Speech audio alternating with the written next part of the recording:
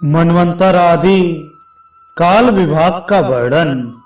विदुर जी ने कहा, मुनिवर, आपने देवता, पितर और मनुष्यों की परम आयु का तो वर्णन किया। अब जो सनकादि ज्ञानी मुनिजन त्रिलोकी से बाहर कल्प से भी अधिक काल तक रहने वाले हैं, उनकी भी आयु का वर्णन कीजिए। आप भगवान काल की गति भली भांति जानते हैं, क्योंकि ज्ञानी लोग अपनी योग सिद्ध दिव्य दृष्टि से सारे संसार को देख लेते हैं। मैत्री जी ने कहा, विदुर जी, सतयुग, त्रेता, द्वापर और कलयुग, ये 4 युग अपनी संध्या और संध्यांशों के सहित देवताओं के 12 सहस्त्र वर्ष तक रहते हैं, ऐसा बतलाया गया है। इन सत्य आदि चारों युगों में क्रमशः 4, 3, 2 और 1 सहस्त्र दिव्य वर्ष होते हैं, और प्रत्येक में जितने सहस्त्र वर्ष होते हैं, उससे दुगने 100 वर्ष उनकी संध्या और संध्यांशों में होते हैं। युग की आदि में संध्या होती है और अंत में संध्यांश। इनकी वर्ष गणना सैकड़ों की संख्या में बतलाई गई है। इनके बीच का जो काल होता है, उसी को कालवेत्ताओं ने युग कहा है। प्रत्येक युग में एक एक विशेष धर्म का विधान पाया जाता है। सतयुग के मनुष्यों में धर्म अपने चारों चरणों से रहता है। फिर अन्य युगों में अधर्म की वृद्धि होने से उसका एक एक चरण क्षीण होता जाता है। प्यारे विदुर जी, त्रिलोकी से बाहर महरलोक से ब्रह्मलोक पर्यंत यहाँ की 1 सहस्त्र चतुर्युगी का एक दिन होता है, और इतनी ही बड़ी रात्रि होती है, जिसमें जगत कर्ता ब्रह्मा जी शयन करते हैं।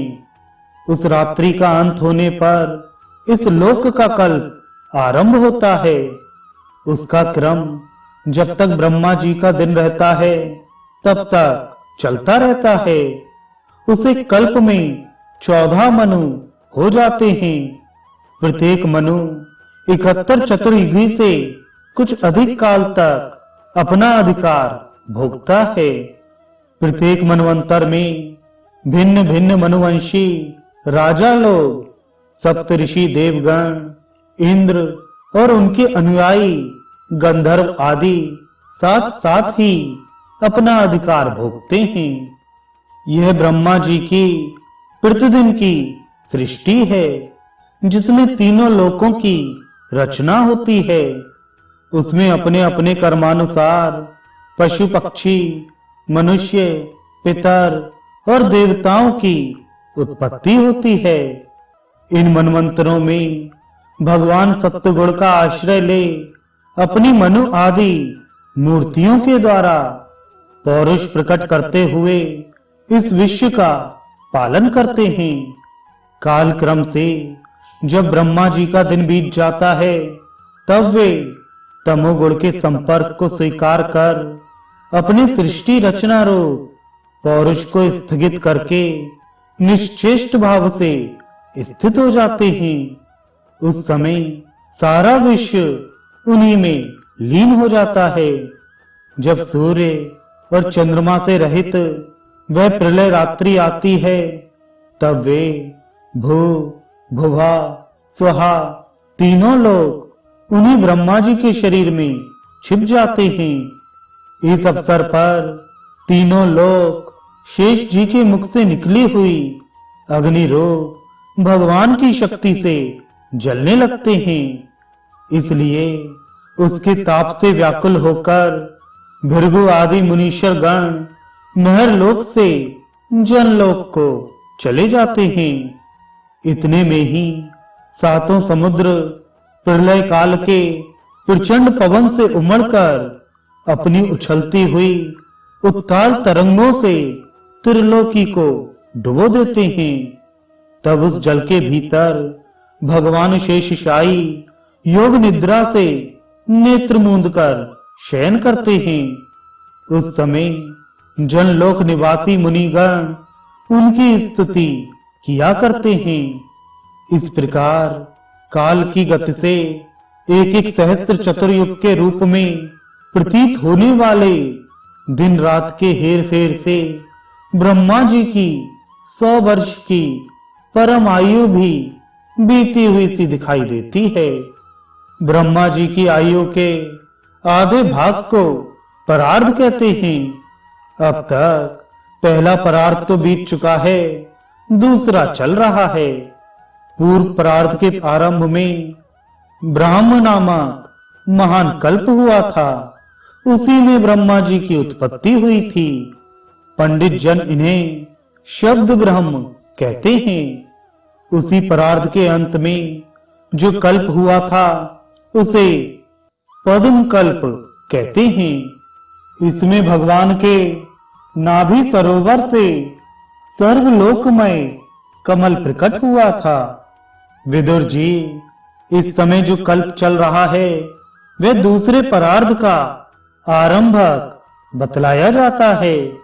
यह वराह कल्प नाम से विख्यात है। इसमें भगवान ने सूकर रूप धारण किया था। यह 2 परार्ध का काल अव्यक्त, अनंत, अनादि विश्वात्मा श्री हरि का एक निमेष माना जाता है। यह परमाणु से लेकर द्विपरार्ध पर्यंत फैला हुआ काल सर्व समर्थ होने पर भी सर्वात्मा श्री हरि पर किसी प्रकार की प्रभुता नहीं रखता।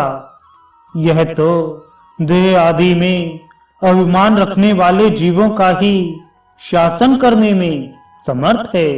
प्रकृति, महतत्व, अहंकार और पंचतन मात्र, इन 8 प्रकृतियों के सहित 10 इंद्रियां, मन और पंचभूत, इन 16 विकारों से मिलकर बना हुआ यह ब्रह्मांड कोश भीतर से 50 करोड़ योजन विस्तार वाला है तथा इसके बाहर चारों ओर उत्तरोत्तर 10-10 गुने 7 आवरण हैं।